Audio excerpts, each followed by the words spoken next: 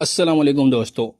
पाकिस्तान मुकाबला जनूबी अफ्रीका पहला वनडे मैच जिसके लिए पाकिस्तानी टीम के कप्तान और वनडे टीम के कप्तान मोहम्मद रिजवान ने पाकिस्तानी टीम की हतमी प्लेइंग 11 का ऐलान कर दिया है।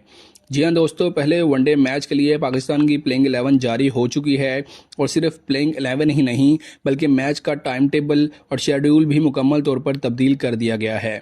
आइए जानते हैं पाकिस्तान और जनूबी अफ्रीका के दरमियान पहला वनडे टाइम टेबल और शेड्यूल क्या होगा, मैच कब और कितने बजे खेला जाएगा, और साथ ही आपके साथ इस मैच की प्लेइंग 11 भी शेयर करते हैं जो मोहम्मद रिजवान ने खुद अपनी मर्जी से तैयार की है। बड़े बड़े खिलाड़ियों की वापसी हो गई है जबकि कुछ खिलाड़ियों को टीम से निकालकर बाहर फेंक दिया गया है। आइए तफसील से जानते हैं कि किन खिलाड़ियों को वापसी हुई है और किन्हें बाहर का रास्ता दिखाया गया है। इस वीडियो में आपको मुकम्मल तफसीलात देंगे। वीडियो शुरू करने से कबल आपसे सिर्फ इतनी सी दरख्वास्त है कि आप जिस जगह, जिस शहर और जिस मुल्क से ये वीडियो देख रहे हैं उसका नाम कमेंट सेक्शन में जरूर लिखिएगा। नाज़रीन, इस वक्त मोहम्मद रिजवान के पास किसी किस्म की कोई परेशानी बाकी नहीं रही। जो कुछ बर्दाश्त करना था वो कर चुके हैं। अब वो वनडे टीम के कप्तान हैं और एक एक करके बदले लेने का वक्त उनका करीब आ चुका है। अब पाकिस्तानी टीम के पास मौके हैं कि अच्छी क्रिकेट खेली जाए और मजबूत टीम देखने को मिले।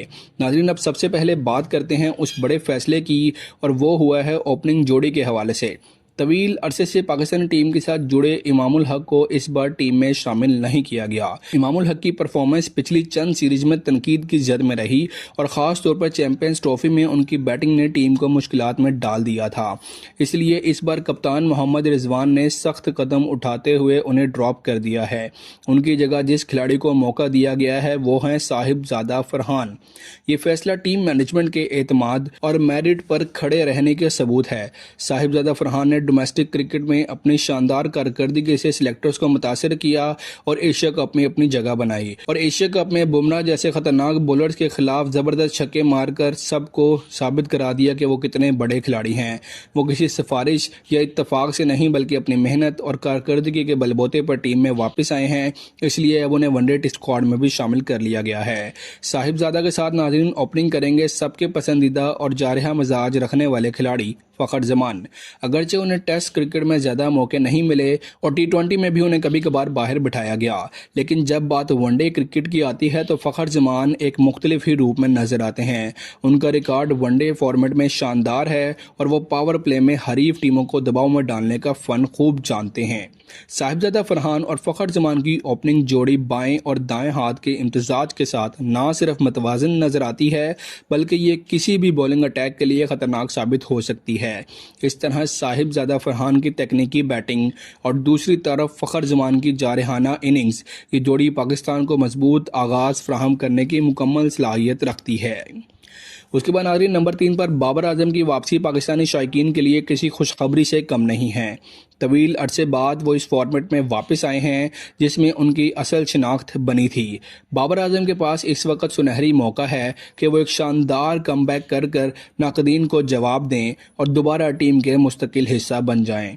अगर वो इस सीरीज़ में अच्छा खेले तो वो ना सिर्फ वनडे टीम में अपनी जगह मुस्तहकम करेंगे बल्कि T20 स्क्वाड में भी वापसी के उनके दरवाजे खुल जाएंगे। अलबत्ता अगर वो नाकाम रहे तो T20 में उनकी वापसी तकरीबन नामुमकिन हो जाएगी। आकिब जावेद ने पहले ही शर्त रख दी है बाबर आजम और मोहम्मद रिजवान के लिए कि वो साउथ अफ्रीका के खिलाफ 2 टेस्ट मैचेस की 4 इनिंग्स में बेहतरीन परफॉर्म करें तो वो T20 स्क्वाड में जगह बना सकते हैं। बाबर आजम के लिए ये सीरीज एक इम्तहान से कम नहीं है और टीम मैनेजमेंट भी उन्हीं से वो म्यार दिखाना चाहेगी जो वो पहले दिखाते रहे हैं, और क्रिकेट शायकीन भी चाहते हैं कि बाबर आजम एक ज़बरदस्त अंदाज में कम बैक करें। उसके बाद नाज़रीन, नंबर 4 पर खुद कप्तान मोहम्मद रिजवान मैदान में उतरेंगे। उनकी क़यादत में टीम का बैटिंग ऑर्डर ज़्यादा वाज़िया, समझदार और नतीजा खेज नज़र आ रहा है। रिजवान ने प्लेइंग 11 में तब्दीलियां करते करते वाज़िया पैगाम दिया है कि अब सिर्फ कारकर्दगी की बुनियाद पर ही जगह बनेगी। पहले नंबर 4 पर 2 बड़े खिलाड़ियों को तब्दील करना मामूली बात नहीं बल्कि ये टीम के नए दौर की बुनियाद रखने के बराबर है। रिजवान की बैटिंग और क़यादत इस मैच में टीम की कारकर्दगी का मरकज़ी महवर होगी। नंबर 5 पर एक दिलचस्प और जुर्रतमंदाना फैसला किया गया है। साउथ शकील को ड्रॉप करके नौजवान पावर हिटर हसन नवाज को टीम में शामिल किया गया है। हसन नवाज के बारे में कहा जाता है कि वो लंबी इनिंग्स खेलने के साथ साथ आखिरी ओवर्स में मैच फिनिश करने की सलाहियत भी रखते हैं, लेकिन माजी में उन्हें सही अंदाज में इस्तेमाल नहीं किया गया। कभी उन्हें नंबर 3 पर भेजा गया, कभी नंबर 4 पर, कभी नंबर 7 पर बैटिंग का मौका दिया गया, तो कभी ओपनर भेज दिया गया, जिससे उनकी कारकर्दगी मुतासिर हुई। कप्तान मोहम्मद रिजवान ने अब उन्हें वाज़ेह पोजीशन दे दी है ताकि वो अपनी असल सलाहियत सामने ला सकें। इसके बाद नाज़रीन, नायब कप्तान सलमान अली आगा नंबर 6 पर खेलेंगे। वो ना सिर्फ टी20 में कप्तानी के तजुर्बे के हामिल हैं, बल्कि वनडे क्रिकेट को अपना पसंदीदा फॉर्मेट भी समझते हैं। उनके पास ऑलराउंड सलाहियतें हैं जो टीम को बैटिंग और बॉलिंग दोनों में तवाज़ुन फराहम कर सकती हैं। अगर वो अच्छी कारकर्दगी दिखाते हैं तो वो टीम का मुस्तकिल हिस्सा बन सकते हैं, वरना उनके लिए भी जगह बरकरार रखना मुश्किल हो जाएगा। टी20 से तो वो पहले ही तकरीबन ड्रॉप होने वाले हैं। इस मैच में सलमान अली आगा के लिए भी ये एक बहुत अहम सीरीज़ होने वाली है। उसके बाद नाज़रीन, नंबर 7 पर शादाब खान की शमूलियत को एक बहुत सोचा समझा फैसला कहा जा रहा है। वनडे फॉरवर्ड में जहां लंबी बैटिंग की ज़रूरत होती है, वहां शादाब खान एक बेहतरीन ऑलराउंडर का किरदार अदा कर सकते हैं। वो ना सिर्फ उम्दा बॉलिंग कर सकते हैं, बल्कि लोअर मिडिल ऑर्डर में मैच फिनिश करने की सलाहियत भी रखते हैं।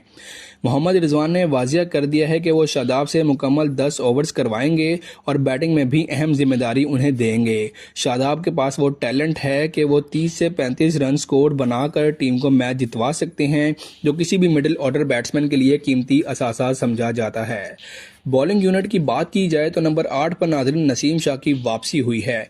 नसीम शाह एक ऐसा नाम है जिसने अपनी फास्ट बॉलिंग से कम उम्र में ही दुनिया भर में अपना लोहा मनवाया और हारिस रऊफ के नाकाम होने के बाद उनका नाम अब सरे फहरिस्त है। इंजरी के बाद उनकी वापसी एक बड़ी खबर है और मोहम्मद रिजवान ने उन पर मुकम्मल एतमाद का इजहार किया है।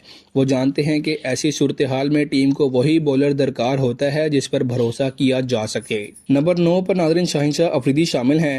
नसीम शाह और शाहिनशाह अफरीदी की फास्ट बॉलिंग जोड़ी किसी भी मुल्क के लिए ख़तरनाक साबित हो सकती है। एक तरफ नसीम शाह की स्विंग, लाइन और लेंथ, दूसरी तरफ शाहिनशाह अफरीदी की रफ्तार और नए गेंद से तबाहकुन सलाहियत। ये जोड़ी किसी भी टीम को टॉप ऑर्डर को हिला देने की भरपूर सलाहियत रखती है और जनूबी अफ्रीका के खिलाफ ये जोड़ी ओपनिंग स्पेल में ही मैच का नक्शा बदल देगी।